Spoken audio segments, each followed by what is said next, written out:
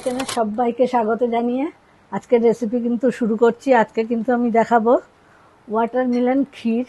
এখানে আমি একটা তরমুজের 4 ভাগের 1 ভাগ করে এরকম ছোট ছোট স্লাইস করে নিয়েছি। আর এখানে নিয়েছি হাফ লিটার দুধ, নিয়েছি এখানে বাতাসা, আর এখানে নিয়েছি 1 মুঠ মতো গোবিন্দভোগ চাল, ধুয়ে রেখে দিয়েছি,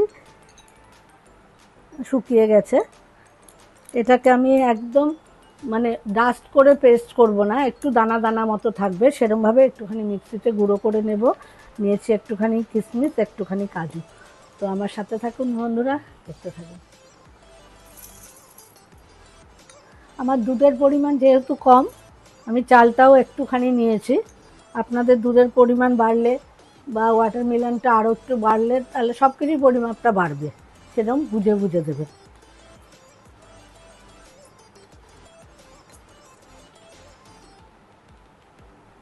চালটা একটুখানি দানা দানা থাকবে, একেবারে পেস্ট হবে না, কিন্তু সেদিকে খেয়াল রাখতে হবে একটু। দেখা হচ্ছে কিচেনে, সাথে থাকুন। কড়াইটা গরম হয়ে গেছে, আঁচটা কিন্তু আমি একদম সিমে রেখেছি। দিয়ে দিচ্ছি 1 চামচ ঘি।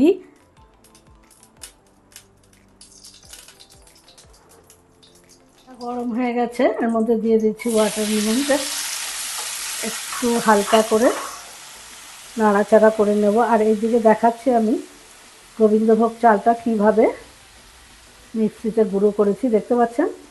ঠিক এরকম একটু একটু দানা দানা থাকবে, সেইভাবে গুঁড়ো করবেন। বন্ধুরা দেখুন, তরমুজে যে জলটা থাকে সেই জলটা কিন্তু একেবারে আমি টানিয়ে নিলাম ঘিয়ের সাথে ভেজে, দেখতে পাচ্ছেন? জল কিন্তু একদমই নেই। এখন আমি দুধটা অ্যাড করে দিচ্ছি। দুধটা কিন্তু জাল দিয়ে আমি ঠান্ডা করে রেখেছি।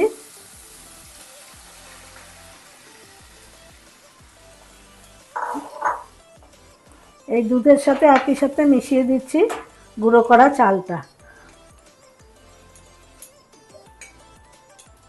উঠেছে, দেখতেই পাচ্ছেন। আমি এখানে 4টে এলাচ একেবারে দানাগুলো গুঁড়ো করে রেখেছিলাম, সেটাকে অ্যাড করে দিচ্ছি।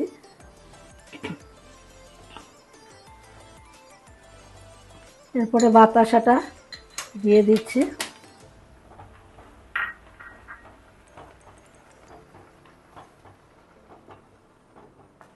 বন্ধুরা 3 থেকে 4 মিনিট কিন্তু আমি ভালো করে ফুটিয়ে নিলাম দুধ সহ চাল আর ওয়াটারমেলন। এখন এটা আরও ঘন হয়ে যাবে ঠান্ডা হলে। আর গার্নিশিংয়ের আমি ব্যবহার করব কিশমিশটা আর কাজুটা। এখন ওভেনটা অফ করে দিচ্ছি। দেখতেই পাচ্ছেন ঘন হয়ে যাচ্ছে। বন্ধুরা ওয়াটারমেলন ক্ষীর কিন্তু আমার একেবারেই রেডি। দেখতেই পেলেন কত সহজ। আর এখন বাজারে প্রচুর ওয়াটারমেলন উঠে গেছে, গরম পড়ে গেছে।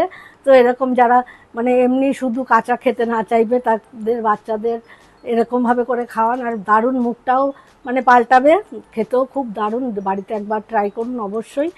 খেয়ে দেখে আমাকে কিন্তু কমেন্টে জানাতে একেবারে ভুলবেন না। খারাপ লাগলেও বলবেন, কিন্তু আমি খেয়েছি, আমি জানি এটা কিন্তু খুব দুর্ধর্ষ টেস্ট। তো এইভাবেই কিন্তু করবেন একেবারে। আর ভালো লাগলে কিন্তু পেজটা ফলো করতে একেবারেই ভুলবেন না। বন্ধুদের মধ্যে, আত্মীয়দের মধ্যে একটু শেয়ার করে দেবেন।